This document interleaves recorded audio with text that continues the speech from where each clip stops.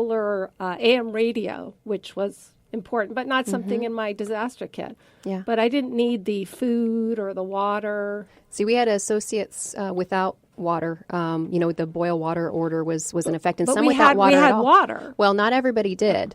We had an associate an employee of mine, that watched his house almost burn down on TV. He had firemen standing on his roof, and he'd lost his house originally in the Tea Fire and had put a manufactured home on it. And then lo and behold, here comes the flooding and the debris flow, and found himself without water altogether. So we'd heard that he had put up a porta potty on his residence and was trying to get by in that regard. So I just brought in cases of bottled water, and we put them up in a hotel for a couple of nights just so they could get some But reprieve what from all about of things this. like financial records, like my tax records? Shouldn't they be all pre-scanned? I mean, these are Absolutely. things I can be doing now and not Absolutely. worry about. A copy of my passport, if that burned up, do I scan that on the computer? Things like that. Absolutely. Is there a website to learn how you can prepare? The Ready ReadySBC.gov. I think it's readysbc.org. Yes, correct. Laurel Sykes in with us from Montecito Bank and Trust. We're running out of time. Before we let you go, I do want to talk about something new that you guys are launching. The bank is launching something, a small business credit card with a line up to $50,000. Is that right? With outrageous interest rates. I mean, good on their outrageous side. Good, yes. Outrageously great. What's going to make it so great? Well, I think in terms of the product, we're trying to dig deeper to allow small businesses to apply. One of the things that we did out of the disaster was create disaster loan products. So we had the ability to come in for small businesses to get money to get them through payroll, and we would rely on their old revenue streams rather than their current ones because they were all hit pretty hard. We allowed personal lines of credit for individuals that needed to replace personal supplies and food and clothing and all that kind of thing. Yeah. You are listening to Cowork Radio here on KZSB 1290 AM, and we'd love to have you back again. Fascinating. Laurel Sykes in with us from Montecito Bank and Trust. Thank you so much for being here. You're welcome. Thank We're you, going Laurel. to take a short break, and we'll be right back after this.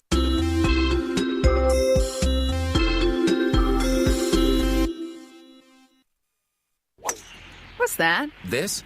The newest online business banking around. Can you initiate wires and approve transfers? Yes. Pay bills? Check. Cash management? Of course. All business, all online, all on your phone. You bet. My computer, too. It's Montecito Bank and Trust's new business online banking. It works as hard as I do. Huh. Montecito Bank and Trust. You got it. Montecito Bank and Trust. Behind every great community is a great bank. Montecito.bank. Member FDIC. Great timepieces begin their existence as testaments to incredible craftsmanship and the highest standards of quality. Exceptional watches are individually assembled, polished and regulated by hand. They are the embodiment of a dedication to perfection. They begin as a crafted work of art and immediately become heirlooms for future generations. When you choose a timepiece made by Cartier, Breitling, Baume & Mercier, Patek Philippe, you're selecting a watch instantly recognizable for value, uncompromised quality, incredible beauty. And it's from Bryant & Sons. If you're considering acquiring a distinguished timepiece for a gift or for yourself, visit us at Bryant & Sons and let us show you what makes these world-renowned brands so remarkable. Bryant & Sons, California's premier jeweler, the exclusive home of many of the world's finest timepieces. 812 State Street in downtown Santa Barbara and the Upper Village in Montecito.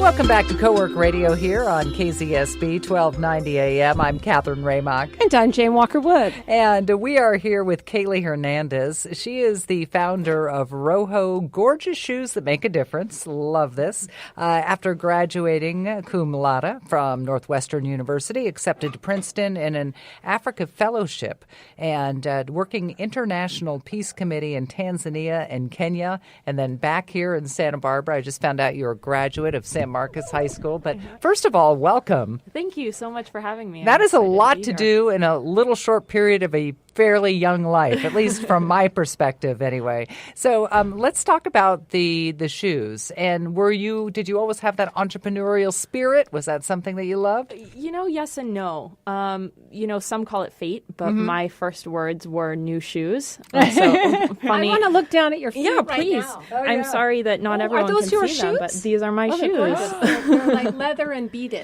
Exactly. So when you were a kid, you put on all kinds of shoes and you would model shoes and you had a shoe fetish, basically. Oh, absolutely. I modeled everything from the Barney slippers there's a to the website pink for that, cowgirl boots, all of them. So it's kind of fate that I ended up here. But I would say I haven't always been interested in entrepreneurship necessarily, more making a difference and doing social good. And I see this as my way of doing that. So every time somebody buys a pair of shoes, a pair of shoes goes to somebody in need in Africa. Is that correct? Not quite. So we decided to adapt that one-for-one model a bit. And so the way we work is we're creating jobs, we're creating employment opportunities in a place where there are few. So we work out of coastal Kenya.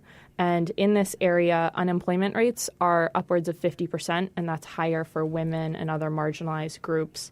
And we want to create opportunities for these people. So rather than giving them something that they may or may not need, we want to ensure they're earning fair and sustainable wages. So if they decide my child needs a pair of shoes, or I want to send my child to school, or I'm going to save this money, they have that option. Now, the shoes you're wearing, are they made in Africa? Yeah, so they're all handmade, hand-tooled by 42 artisans in coastal Kenya. 36 women do the beading, and then 6 men do the cutting and the dyeing of the shoes. That's interesting. There's no crossover in sexes. There's no men beading. Some men do bead when the need arises, but for the most part, it is kind of And how separated. did you discover this particular design? Yeah, well, it all started when I was living in Uganda, and I was working for a nonprofit in a rural village. And so on the weekends, I would go into bigger towns to find something to do. And I was walking through a craft market, which is where tourists usually go to buy kind of trinkets and things like that. And these areas aren't known for being the most beautiful. They're dusty, have cracked concrete floors, things like that.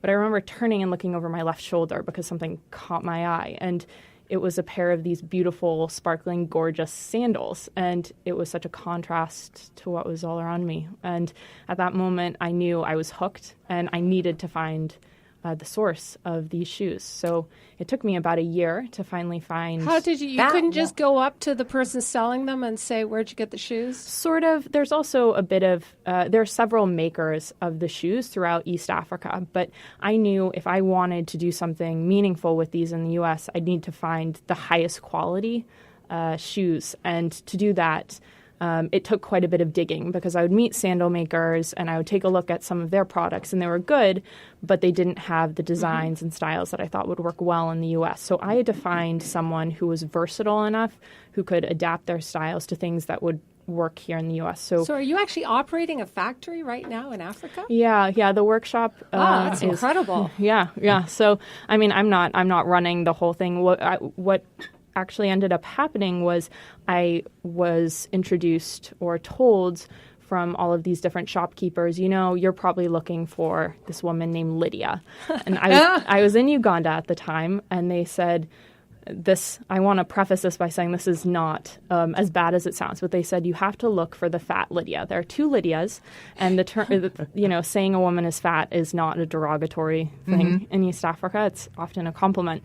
And they said, there's the skinny Lydia and the fat Lydia, and you have to go look for the fat Lydia. Okay.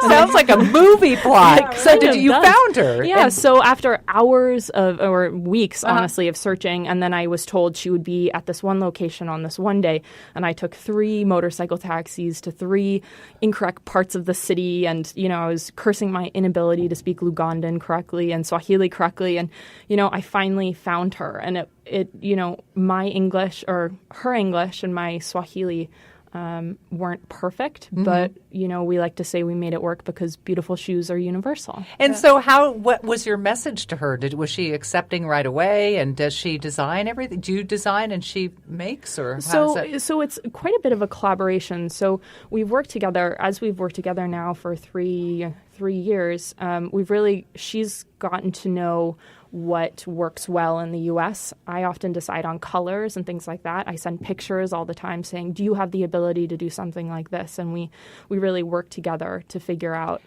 What is your main marketing tool? Is it internet or how are you? So we sell through a variety of channels. So we're online, direct to consumer, and then we're also in a few boutiques. What's the website for that? We're www.loveroho, ROHO.com. And RoHo is a Swahili word that means spirit and kindness, which is really central to what we're doing. It is ROHO and Correct. not like rojo as in red in Spanish.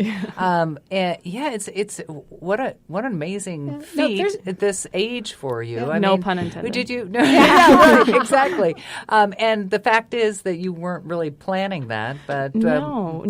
My background has always been in nonprofits, and I really am committed to alleviating poverty, and I just didn't know the way in which I wanted to do this. So, I was working for the International Rescue Committee on child labor issues, and then I was working on refugee issues, and I have so much respect for people who work in the nonprofit field, but I was left a little frustrated that there wasn't that much leeway. So if I can tell a story, when I was living in rural Tanzania, there was a boy named Evod, and he was a child who was involved in child labor. And so through the program I was working with, we sent him back to school. We worked with his parents to ensure that they were trained in the proper, they had, I guess I should say, a more diverse income opportunities so that they didn't have to rely on their children for income and things like that. But when I met him to interview him, he was the best in his class. And when I went in to interview him as a success story, I noticed that his eyes kept shaking back and forth involuntarily.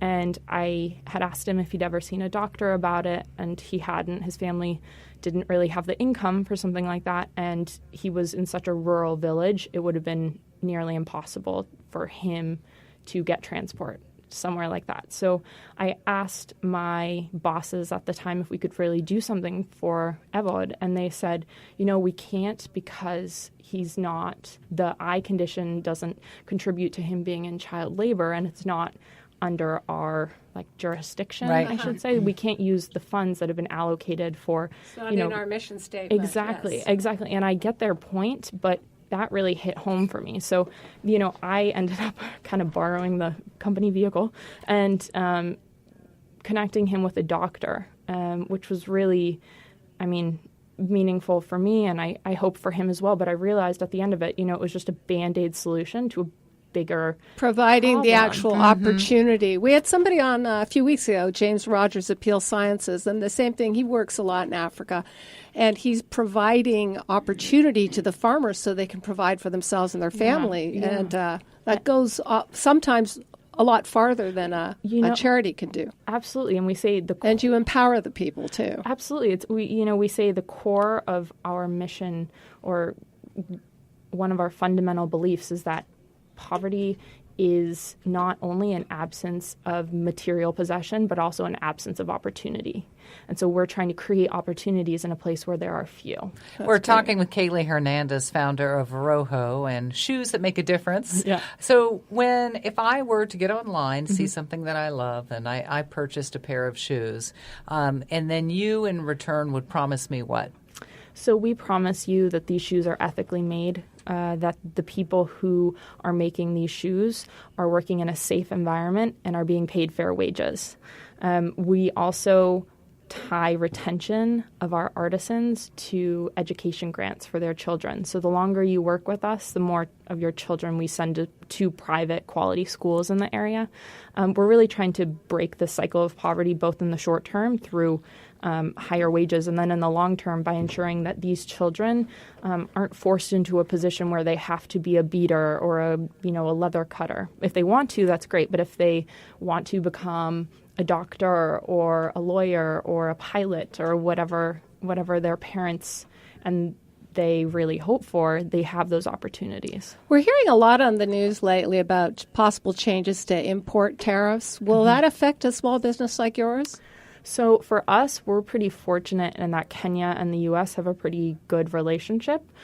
So at this point, no. But, you know, at this I feel point, like, you've not been listed as one of the places. Exactly. But you know what? That can change pretty quickly. Yeah. I've been learning. How do you manage your business if it's in Kenya and you are here? Are you going back and forth